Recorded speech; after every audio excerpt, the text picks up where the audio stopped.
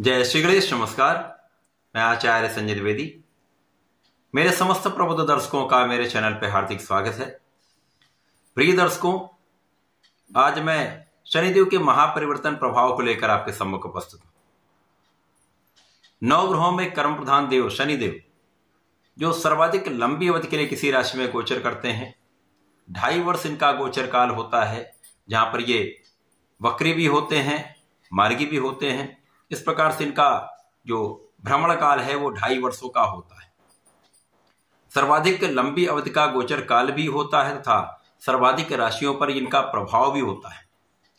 शनिदेव जब किसी राशि में प्रवेश करते हैं तो उस राशि पर तथा उस राशि के एक पहले की राशि पर तथा एक बाद की राशि पर शनिदेव की 7.5 का प्रभाव होता है तथा शनिदेव के दृष्टि के प्रभाव में 2 राशियां आती जिन पे ढैया का प्रभाव होता है। तो इस प्रकार से शनिदेव 5 राशियों पर प्रत्यक्ष प्रभाव डालते हैं तथा अन्य पर इनका अप्रत्यक्ष प्रभाव होता है। निश्चित रूप से शनिदेव सर्वाधिक महत्वपूर्ण ग्रहों में से एक है। अब न्याय के देवता शनिदेव हैं, कर्म प्रधान देव शनिदेव हैं। ये कर्मों के अनुसार ही फल प्रदान करते हैं। जीवन के संघर्षों को कराकर आपको समस्त ज्ञान प्रदान करते हैं। आपको प्रायोगिक रूप से जीवन का सर्वाधिक ज्ञान शनिदेव प्रदान करते हैं। अच्छे बुरे का ज्ञान करना सिखाते हैं। आपको अपनी समस्या का समाधान करना सिखाते हैं। संघर्षों में कैसे जीतना है ये शनिदेव आपको सिखाते हैं। तो शनिदेव का ये गोचर काल सदा ही महा परिवर्तन कहलाता है, महायोग देता है तथा कुछ राशियों के लिए विशिष्ट लाभ देने वाला है।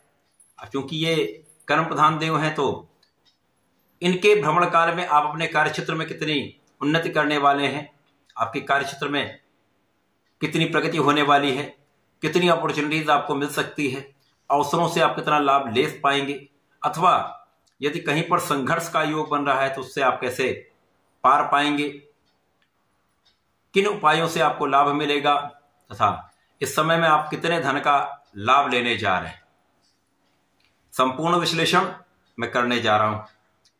आज मेष राशि के लिए शनिदेव के इस महापरिवर्तन का किस प्रकार का योग बन रहा है, इस समय में आप कितना लाभ ले पाएंगे, किन किन भावों में वृद्धि होगी, इस समय में आप कितनी प्रगति करेंगे, कितना लाभ लेंगे तथा यदि कहीं समस्या है तो उसका क्या निराकरण है, संपूर्ण विश्लेषण मैं पूर्ण तरीके के साथ करने जा रहा हूं। प्रिय दर्शकों, इस राशिफल को आप अपने लग्न तथा राशि दोनों के अनुसार देखना चाहिए। अर्थात यदि आपकी मेष लग्न है अथवा मेष राशि तो ये राशिफल आपको अवश्य देखना चाहिए, क्योंकि वर्ष 2025 से जब इनका गोचर काल आरंभ होगा तो ये 2.5 वर्ष के लिए आपके मीन राशि में गोचर करते हुए मेष राशि पर क्या इनका प्रभाव मिलने वाला है। अब चूंकि मीन राशि में जब ये पूर्ण रूप से गोचर करना प्रारंभ कर देंगे तो मेष राशि पर 7.5 का प्रथम चरण आरंभ हो जाएगा। तो शनिदेव के 7.5 के अवधि में जब ये गोचर काल होगा तो कहीं ना कहीं कुछ विशेष योग बनेंगे। मेष राशि के लिए शनिदेव आपके कर्म क्षेत्र के स्वामी हैं तथा आपके लाभ के क्षेत्र के स्वामी हैं। कर्मेश लाभेश का गोचर आपके लिए 12वें भाव में हो रहा है। अब चूंकि ये 12वां भाव जो व्यय का भाव है, त्रिक भाव है, निर्बलता का भाव है, यहां पर समस्त ग्रहों का प्रभाव निर्बल हो जाता है। तो शनि का ये प्रथम चरण मेष राशि के जातकों के लिए निश्चित रूप से कुछ संघर्ष तो अवश्य कराएगा, लेकिन कुछ विशेष स्थितियां आपके लिए अत्यंत महत्वपूर्ण रहने वाली। इस समय में शनि जिस स्थान पर होते हैं उस स्थान की वृद्धि करते हैं। इस समय में आपके कुछ व्यय बढ़ सकते हैं, कुछ यात्राएं आपकी बढ़ सकती हैं। यद्यपि कुछ यात्राओं से आपको लाभ भी होगा। व्यापारिक यात्राएं या कर्म क्षेत्र में की गई यात्राएं आपके लिए फलीभूत होंगी, उनसे आपको विशेष लाभ भी मिलेगा। परंतु अनावश्यक यात्राओं से आपको बचना चाहिए। इन यात्राओं से आपको शारीरिक कष्ट तथा मानसिक कष्ट दोनों हो सकता है। अकारण धन का व्यय हो सकता है। अतः सावधानी से समय में आप कार्य करेंगे तो समस्या का योग कम से कम रहेगा। शनिदेव का ये गोचर काल आपके 12वें भाव में व्यय के भाव में है तथा ये आपके कर्म क्षेत्र तथा लाभ के क्षेत्र के स्वामी होकर गोचर कर रहे हैं, जिसके कारण इस समय में लाभ तो आपका होगा ही होगा, परंतु कुछ व्यय भी बढ़ेंगे। लाभ निरंतर होगा, व्यय भी होता रहेगा, परंतु यहां पर लाभ और व्यय का संतुलन बनता रहेगा, जिसके कारण बहुत कोई तनाव की आवश्यकता नहीं है। इस समय में कार्य क्षेत्र में कुछ तनाव की स्थिति आ सकती है, कुछ बिना कारण से उतार चढ़ाव की स्थितियां आ सकती हैं। इन स्थितियों में आपको अपने सहकर्मियों के साथ तथा आपके उच्चाधिकारियों के साथ विशेष रूप से आपको बहुत कोऑर्डिनेशन बनाकर चलाना होगा। नौकरी के लिए विशेष रूप से यहां पर कुछ उतार चढ़ाव की स्थिति दिखती है।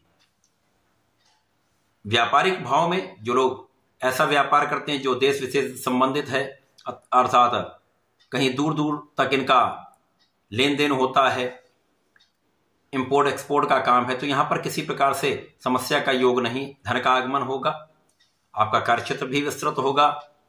इसी प्रकार से आपका प्रोफेशन यदि अन्य लोगों से संबंधित है, जो देश विशेष से संबंधित है अथवा दूसरे राज्यों से संबंधित है, दूसरे शहरों से संबंधित है, तो यहां पर टेंशन लेने की आवश्यकता नहीं। आपका कार्यक्षेत्र चलता रहेगा, आपका लाभ होता रहेगा, इनकम में आपकी वृद्धि निश्चित होगी। अब शनिदेव जिस भाव में है उस भाव की तो वृद्धि करेंगे। इसके साथ ही साथ शनिदेव की 3 दृष्टियां हैं। प्रथम दृष्टि का प्रभाव आपके धन भाव पर होगा, द्वितीय का प्रभाव आपके षष्ठम भाव पर होगा, तीसरी दृष्टि का प्रभाव आपके भाग्य पर होगा। अब शनिदेव कहीं ना कहीं बैलेंस आपको कर रहे हैं, धन का मार्ग प्रशस्त करेंगे, धन के मार्ग में आपके लिए कुछ नए नए अवसर आपको प्राप्त होंगे, कुछ ऐसी स्थितियां बन सकती जब आपको धन का लाभ प्राप्त होता रहेगा।